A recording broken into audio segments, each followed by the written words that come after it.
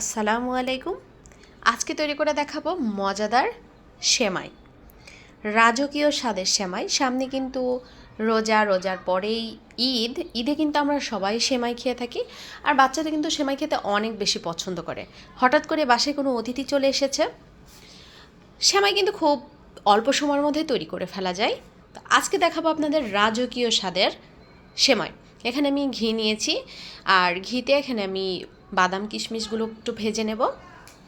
আর এখানে অবশ্যই ঘিটা ব্যবহার করবেন, এতে কিন্তু ফ্লেভারটা টেস্টটাও একদম ভিন্ন রকম হবে, খেতেও অনেক ভালো লাগবে।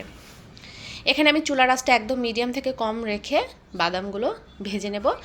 আর এই প্যানেই আমি দিয়ে দিচ্ছি লিকুইড দুধ, আর দিয়ে দিচ্ছি এলাচ, দারচিনি, তেজপাতা, আর দিয়ে দিচ্ছি স্বাদমতো চিনি। দিয়ে চিনিটাকে খুব ভালোভাবে জাল করে নিতে হবে দুধের সাথে, যেন একদম চিনিটা গলে যায়। এ পর্যায়ে কিন্তু দুধটাও একটু ঘন হয়ে আসবে।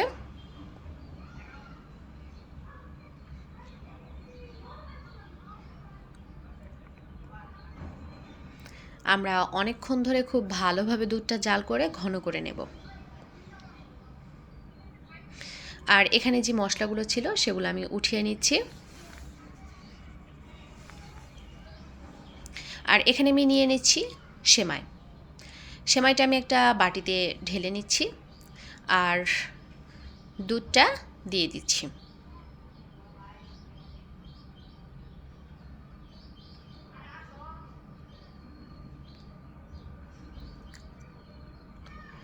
এটা কিন্তু আমরা 30 মিনিটের জন্য রেস্টে রেখে দেব।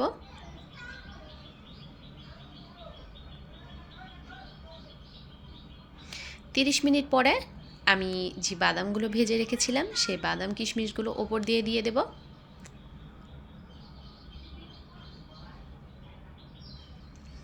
এটা কিন্তু খেতে অনেক ভালো লাগে। আশা করছি আপনারা সবাই ট্রাই করবেন, আপনাদের অনেক ভালো লাগবে। সবাই ভালো থাকবেন। আল্লাহ হাফিজ।